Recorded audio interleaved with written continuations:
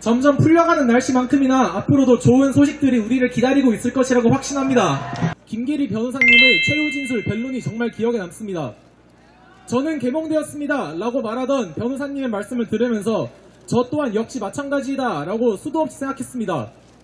과연 여기 있는 저희 학생들 중에서 과연 몇 명이 이번 계엄령이 없었다면 우리나라의 실태를 제대로 파악할 수 있었을까요? 인간은 원래 서서한 변화를 잘 눈치채지 못합니다. 어제의 삶이 오늘이랑 비슷했으니까 오늘도 어제처럼 낮에는 수업을 듣고 밤에는 친구들을 만나 맛있는 밥을 먹거나 알바를 가고 저녁은 어제처럼 똑같이 집에서 유튜브나 넷플릭스를 보면서 쉴 수 있었으니까. 그러나 우리가 알게 모르게 우리나라의 입법, 사법, 언론 체계는 점차 무너지고 있었습니다. 이 자리에서 저는 우리나라가 홍콩의 뒷발을 따라가지 않게 하기 위해서 간곡하게 호소드립니다. 제가 과거에 본 글이 생각이 납니다. 한 나라의 입법, 사법, 행정, 그리고 언론과 선거를 모두 조정할 수 있으면 이론적으로 그 나라의 정복이 가능하다고요. 지금 제가 결론을 내려봤을 때 우리나라는 행정을 제외한 나머지 분야가 전부 위태롭다고 생각하고 행정마저도 현재 마지막 기로에 서 있다는 생각이 듭니다. 이번 헌법재판소에서 변론을 들으면서 저는 신원식 국가안보실장님의 발언으로부터 하이브리드 전쟁에 대해서 배우게 되었습니다.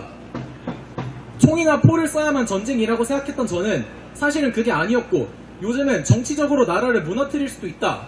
우리나라는 사실상 지금 중국과 전시상태나 다름없다 라는 것을 깨닫게 되었습니다.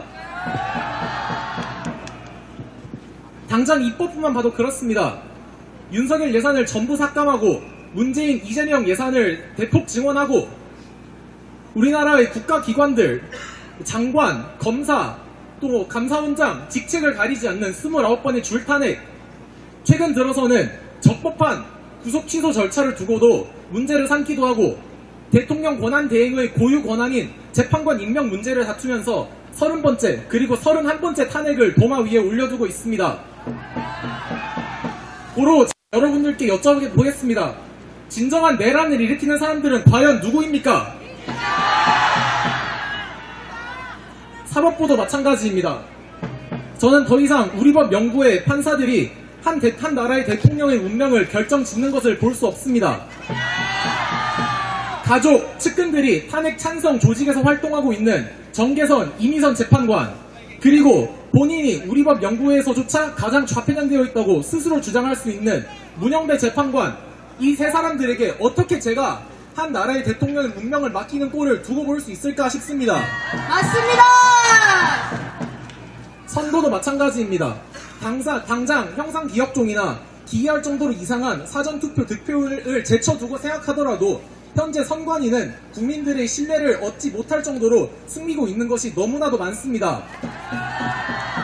이번에 드러난 자녀들의 부정채용 의혹에 대해서 선관위는 그저께 특혜 채용된 자녀 직원들의 휴가나 승진 실태를 보고하는 것조차 거부했습니다. 해체요. 이렇게까지 숨기는 게 많은 선관위를 무엇을 믿고 어떻게 제가 저의 소중한 한 표를 던질 수 있을까 싶습니다. 다음은 가장 큰 문제라고 생각하는 언론입니다.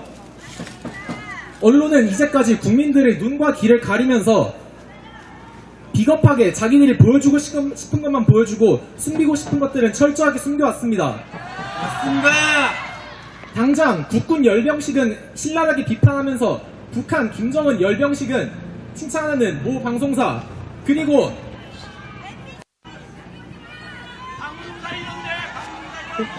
탄핵 반대 집회 앞에서 마치 탄핵 찬성 집회인 것처럼 기자가 인터뷰를 하고, 그리고 심지어 3.1절 집회 때 저는 정말 깜짝 놀랐습니다. 광화문에 구름처럼 운집해 있는 사람들의 사진을 보여준 이후에 마치 그 자리에서 연설하고 있는 사람의 영상 오른쪽 하단 구석에는 이재명 대표의 연설 영상을 띄워주고, 사람이 조금밖에 오지 않은 탄핵 찬성 집회의 우측 하단에 마치 연설자가 국민의힘 의원들인 것처럼 거짓 보도를 하고 있었습니다. 어디 이뿐이겠습니까? 서부지법 난동 당시에 존재하지도 않았던 차은경 나와 라는 음성을 후시 녹음한 뒤에 촬영한 동영상에 덮어씌워 마치 폭력 시비처럼 영상을 거짓 증거를 조작하고, 그리고 수상할 정도로 토요일만 되면 비춰주는 방향이 돌아가는 광화문의 CCTV는 이미 우리나라의 눈과 귀를 닫기에 충분했습니다. 맞습니다.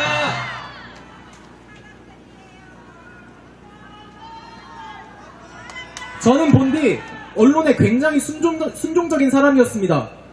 나보다 더 잘 아는 사람들이 해주는 얘기니까, 실제 취재를 발로 뛴 사람들이 나한테 전달해주는 얘기이니까 라고 생각을 하면서 그런 얘기들은 고지곳대로 듣고 믿어도 된다고 생각했습니다. 그러나 저는 최근에 8년 전 박근혜 대통령 탄핵 당시에 광화문에 모였던 탄핵 반대 집회 사진을 보게 되었습니다. 정말 사진상으로는 사람들이 끝도 없이, 정말 집회의 끝이 어디인지 파악할 수도 없을 정도로 많은 사람들이 몰려있는 사진을 저는 처음 보았고, 저는 정말 현실을 안 뒤로 깜짝 놀랐습니다. 다만 저는 8년 동안 그 진실을 모르고 있었습니다. 그 어느 언론에서도 이를 보도해주지 않았기 때문이죠. 맞습니다. 이번 기회에 저는 그동안 순종적인 태도로 언론을 받아들이고 고지곳대로 믿었던 제 스스로를 반성하고자 합니다. 멋있다. 죄송합니다. 초등학교 때는 미국산 소고기가 국내에 들어오는 것이 무서웠고, 이를 막기 위해서 촛불을 들고 행진하는 어른들이 정말 멋있어 보였습니다. 죄송합니다. 중학교 때는 사드 전자파 관련 괴담을 고지곳대로 믿었고, 사드의 배치가 국내 외교에 정말 크나큰 악영향을 가져올 줄 알았습니다. 또 죄송합니다. 고등학교 때는 박근혜 대통령 탄핵 당시 태블릿 PC와 같은 거짓 증거를 고지곳대로 믿었고, 광화문에 계신 여러분 태극기 어르신들이 이해가 되지 않았습니다. 그 태블릿 PC가 결국에 헌법재판소에서 증거로 채택되지도 않았다는 사실조차 저는 최근에 알게 되었습니다. 하지만 대학생이 된 저는 이제 언론의 위험성과 무서움을 충분히 인지한 것 같습니다. 저쪽에서 생산해내는 끊임없는 가짜 뉴스와 거짓 증언들에 저는 더 이상 휘둘릴 생각이 없습니다. 그리고 이 가짜 뉴스를 살포하며 국민들의 눈과 귀를 닫으려고 시도했던 수많은 악덕 방송사들은 반드시 그 대가를 치르게 될 것입니다. 인사청문회 당시에 우리 이진숙 방송통신위원장님의 파일 뒤편에 적혀있던 그 메시지 그대로입니다. 부역자들에게 최후의 심판이 기다리고 있습니다. 이처럼 무너져가고 있던 입법, 사법, 언론, 그리고 선거 속에서 저는 우리나라가 점차 중국과 북한처럼 공산화의 길로 접어들고 있다는 사실을 깨달았습니다. 맞습니다. 이번에 민노총 간부들이 간첩 행위를 했다는 이유로 고작 징역 15년의 처벌을 받았을 때 함께 공개되었던 그 간첩 지령문들은 가히 충격적이었습니다. 남녀 갈등을 일으켜라, 후쿠시마 오염수로 선동을 일으켜라, 이태원 참사를 기반으로 사회 갈등을 조장해라 등과 같이 최근 들어 우리나라에서 있었던 수많은 쟁점들, 그리고 시끌시끌했던 점들이 전부 북한의 영향이 묻어 있었다는 점을 깨달았습니다. 이때 북한이 지령으로 내렸던 구호 중에서는 이게 나라냐라는 구호도 있었다고 합니다. 여기 계신 학생분들 전부들 고등학교 때 원치 않는 일이 일어나거나 공부가 힘들 때면 아 이게 나라냐 하면서 서로 장난치던 기억들 한 번쯤 있으실 겁니다. 네, 있습니다. 이런 지령들에조차, 이런 장난들에조차 북한의 지령이 알게 모르게 묻어 있다는 것을 알게 된 저는 정말이지 큰 충격에 빠지지 않을 수 없었습니다.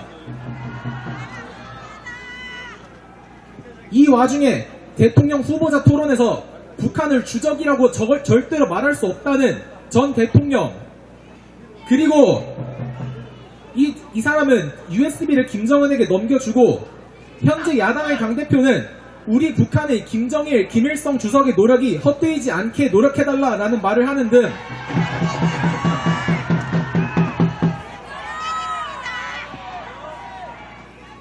국방백서에 명확히 명시되어 있는 주적을 상대로는 도저히 할 수 없는 행위라고 판단이 됩니다. 맞습니다. 21세기에 간첩이 어디 있어 라는 말은 더 이상 통하지 않습니다. 우리는 국가 전복 상태를 만들기 위해서 은밀하게 밑에서 노력해왔던 통합진보당 사건이 불과 10년 정도밖에 되지 않았다는 사실을 다시 한번 기억해야 합니다. 맞습니다! 이 통진당의 잔재들은 아직까지도 정계에 남아 자기들끼리 새로 노동당을 결성해서 사회주의를 아직까지도 내세우고 있습니다. 맞습니다! 그 외에도 공식 유튜브에 김정은 관련 동영상들이 지속적으로 업로드되고 마르크스주의를 공부하며 자유의사표현인 탄핵 반대 시국선언을 학교마다 속속들이 찾아가서 방해하는 이 대진연 집단 역시 반국가 세력으로 규정받아 그에 맞는 규탄을 받아야 할 것입니다. 맞습니다!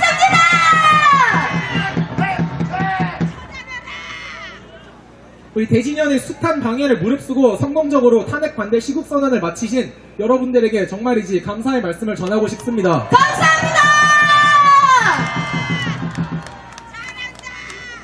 저는 중학교, 고등학교 동안 4.19, 또 5.18과 같이 교과서에서나 실릴 법한 큰 일들은 제 세대에서 일어나지 않을 것이라고 생각했습니다. 왜냐? 우리나라가 제대로 현대화되어 자리 잡기 이전이니까 내 세대 때는 국가가 안정적으로 원활하게 굴러가겠지라는 안일한 생각을 하곤 했습니다. 하지만 이제 제 생각은 다릅니다. 저는 지금 현대사회의 중요한 순간을 제가 함께하고 있구나 라는 생각을 12.3 계엄 이후로 절실히 깨닫고 있습니다. 맞습니다!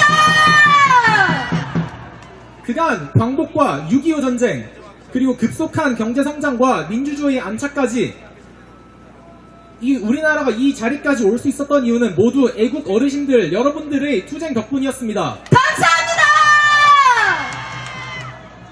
자유와 번영은 그냥 주어지는 것이 아니라 우리는 우리보다 먼저 애쓰신 어르신들이 피 위에서 번영을 하고 있었다는 점을 깨달았습니다. 맞습니다!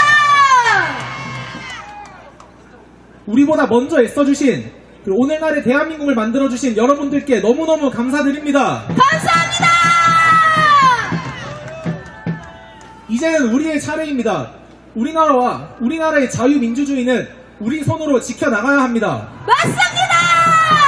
도로 같이 계속해서 싸웁시다. 싸우자! 우리나라가 홍콩의 깃발 자국을 따라가지 않도록 그리고 우리나라가 자유민주주의를 지켜낼 수 있도록 저희 2030 청년들은 끊임없이 여러분 애국 어르신들과 함께 투쟁해 나갈 것입니다. 맞습니다!